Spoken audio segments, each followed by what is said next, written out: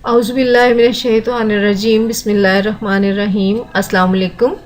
मैं फरजाना मलिक आज अपने उर्दू के लेक्चर नंबर 1 के साथ हाजिर खिदमत हूँ जमात दहम के लिए।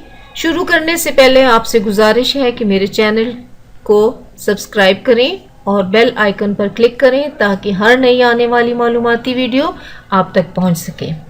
आज हम पढ़ने जा रहे हैं जमात दहम के लिए नज़म आज़ादी, जिसके शायर हैं एहसान दानिश। उनकी तस्वीर आपके सामने मौजूद है। एहसान दानिश का तारुफ आपके सामने मौजूद है।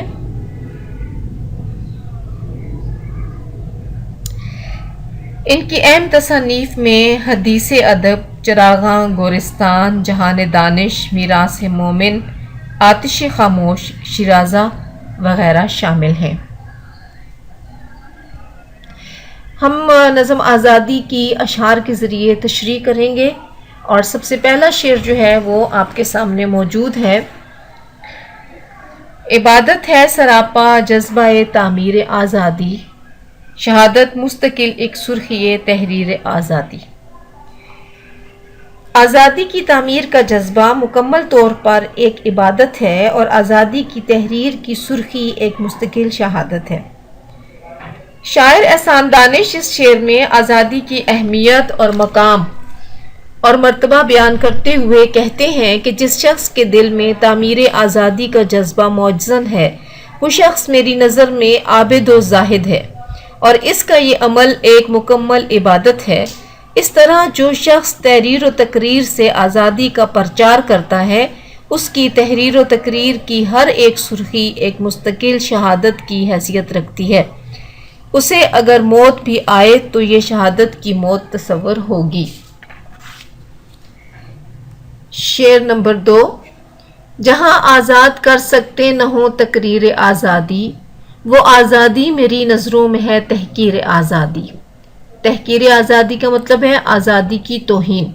ठीक है, अगर हमें आज़ादी से आज़ादी की गुफ्तगू और बातचीत की इजाज़त नहीं तो मेरी नज़र में ये आज़ादी नहीं बल्कि आज़ादी की तौहीन है। एहसान दानिश इस शेर में इंसान को आज़ादी का मफ़हूम समझाते हुए कहते हैं कि मेरी नज़र में असल आज़ादी ये है कि इंसान को मुकम्मल तौर पर तहरीर व तकरीर की आज़ादी हो।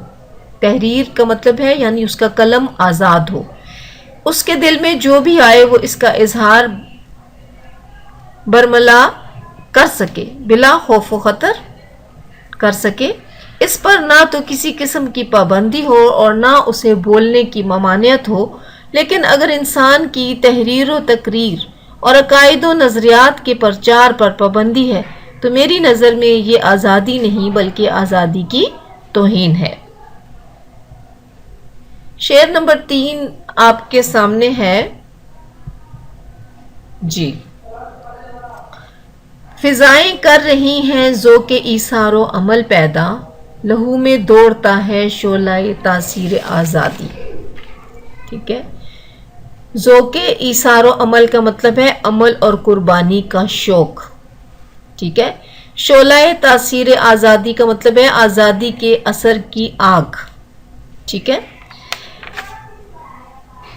शायर कहते हैं कि आज़ादी इंसान का फितरी और पैदाइशी हक है, इसलिए इंसान की आज़ादी के लिए फ़िज़ाएं भी हिस्सा ले रही हैं।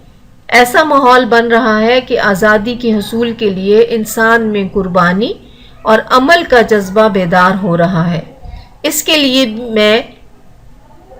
इसके दिल में आज़ादी का शोला इसके खून को गरमा रहा है, उसे अमल पहम और जद्दोजहद का दर्स दे रहा है और आज़ादी हासिल करने के लिए उसे अपने तन मन धन की कुर्बानी पर आमादा कर रहा है। शेर नंबर 4। जो कहना था उसे सब कह गया कुरान के पर्दे में, ज़माना हश्र तक करता रहे तफसीर आज़ादी। तफसीर का मतलब है तशरीह। ठीक है, दुनिया के लोग क़यामत तक आज़ादी की वजाहत और तशरीह में लगे रहें। अल्लाह ताला ने कुरान मजीद में आज़ादी का मफ़हूम वाज़े तौर पर बता दिया है। शायर एहसान दानिश कहते हैं कि आज़ादी की तारीफ़ अल्लाह ताला ने बड़ी वज़ाहत और सराहत से قرآن مجید میں بیان کی ہے، اس سے زیادہ جامع و مکمل آزادی کی مزید تشریح ممکن نہیں۔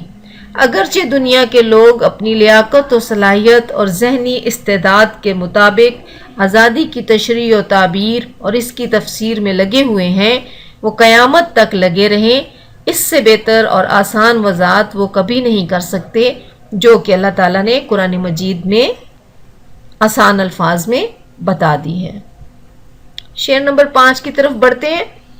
لہو برسا بہے آنسو لٹے رہرو کٹے رشتے، ابھی تک نامکمل ہے مگر تعمیر آزادی۔ ٹھیک ہے، آزادی حاصل کرنے کے لیے لوگوں کا خون بہا، رلائے گئے، مسافروں کو لوٹا گیا، بے شمار لوگ اپنے پیاروں سے جدا ہوئے، مگر اس کے باوجود ہماری آزادی ابھی تک نامکمل ہے۔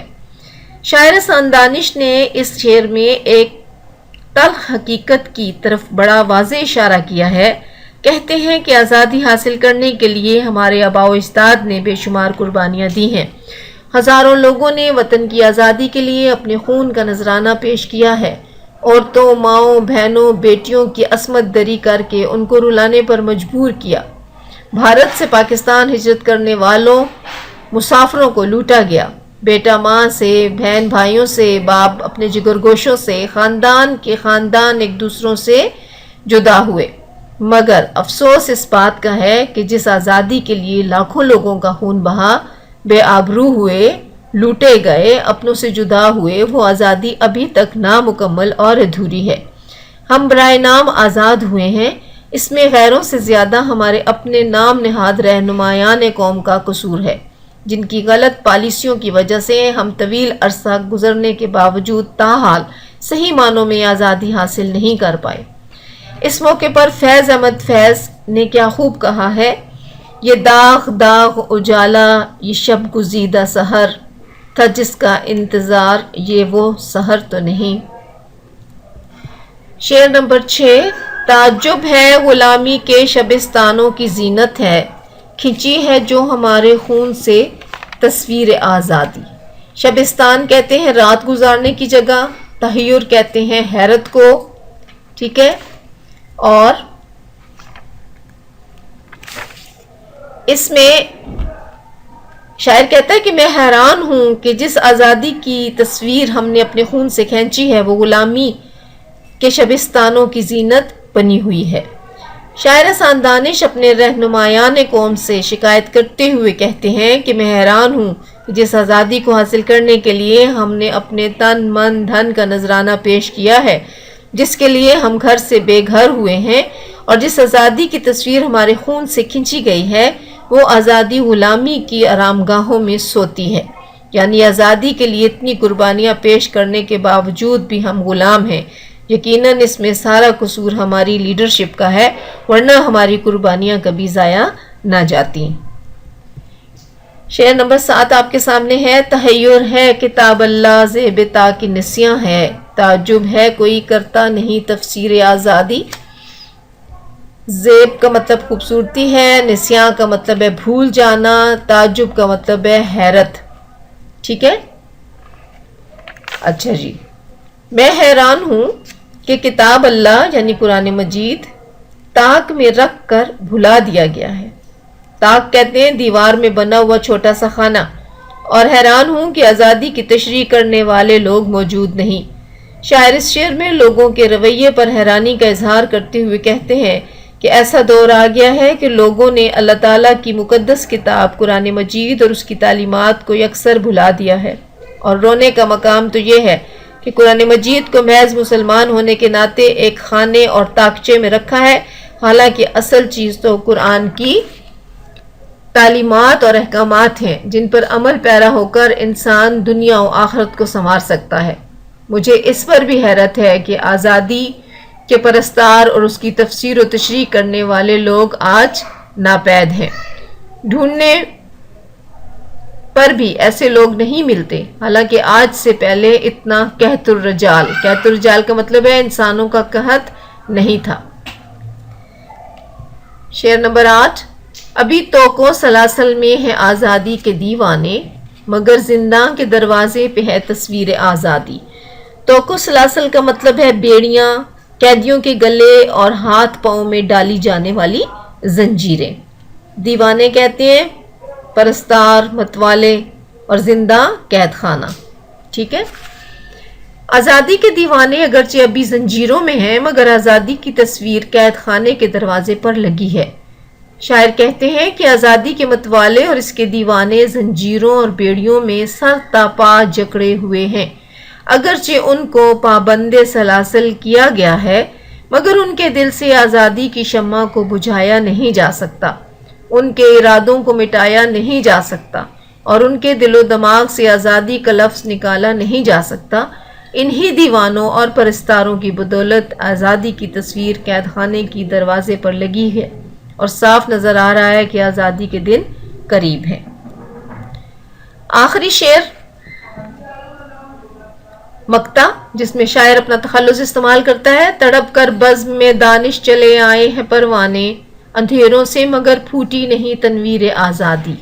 ٹھیک ہے، یہ تڑپ کر بے قرار ہو کر، بزم محفل، پھوٹی ظاہر ہونا یا نمودار ہونا، پروانے عاشق۔